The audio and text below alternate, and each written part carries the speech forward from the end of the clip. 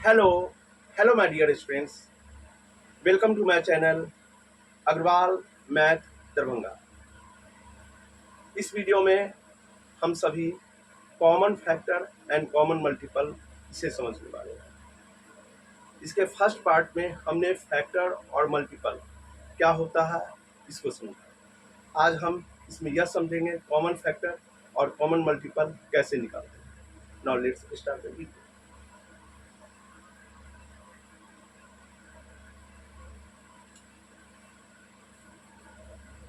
Common factor,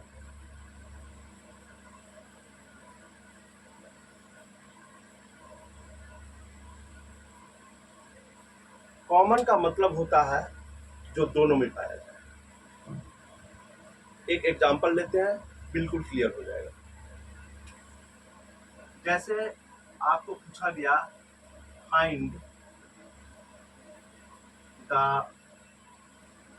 common factor of 4 and 8। 4 और 8 का common multiple, common factor क्या होगा ये पूछा गया। ठीक है, करके देखते हैं।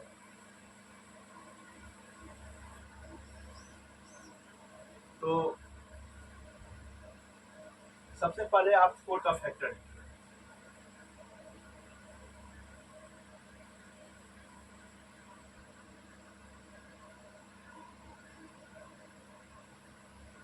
4 का फैक्टर 1 है, 2 है और 4 है।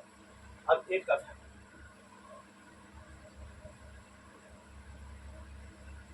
ठीक है। तो 4 का फैक्टर हमने लिख लिया और 8 का भी फैक्टर हमने लिख लिया। 4 के जितने फैक्टर होते हैं आप सभी लिख लीजिए और 8 के जितने फैक्टर होते हैं उसे भी लिख लीजिए। अब क्या निकालना है? Common factor. कॉमन का मतलब जो दोनों में मैच करे। तो आप देखिए 1 दोनों में है, 2 दोनों में है और 4 दोनों में है। तो कॉमन फैक्टर क्या हो जाएगा इसका? Common factor of 4 and 8 equal to 1, 2। ठीक है, इस तरह से हम कॉमन फैक्टर निकालेंगे। अब कॉमन मल्टीपल देखते हैं।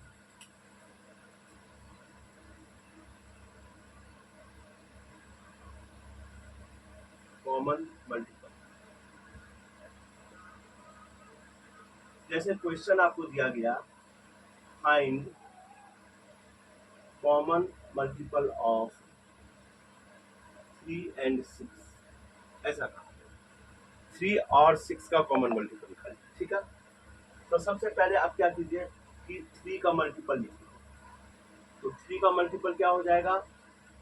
3, 6, 9, 12, 15, 18, 21, 24, 27, 30। और इसी प्रकार से 6 का लिख लीजिए 18, 24, 30, 36, 42, 48, 54, 60। ठीक है। अब इसमें आपको कॉमन, कॉमन मतलब दोनों में जो मैच करता हो उसे लेंगे। अब आप देखिए कि 6 दोनों में है, इसी प्रकार से आप देखिए 12 दोनों में है, इसी प्रकार से आप देखिए 24 दोनों में है। ठीक है, और तो 6 दोनों में है, 12 दोनों में है, 24 दोनों में है। और देखिए तो आपका कॉमन मल्टीपल यहाँ पे क्या हो जाएगा? Common multiple of 3 and 6 is equal to 6, 12 and 24। और हम इस संख्या को, जैसे 3 का मल्टीपल हमने किया ना, तो इस संख्या को हम और आगे बढ़ा सकते हैं। तो और ज़्यादा बढ़ाएंगे तो संख्या और भी आएंगी, और इसी प्रकार से 6 के मल्टीपल को भी आगे बढ़ाते हैं, तब ये जो कॉमन मल्टीपल है उसकी संख्या बढ़ जाएगी। जैसे अगर हम 3 को आगे बढ़ाते हैं तो 36 भी होगा, और 6, अब 6 वाले में भी 36 है तो 36 कॉमन मल्टीपल हो जाएगा।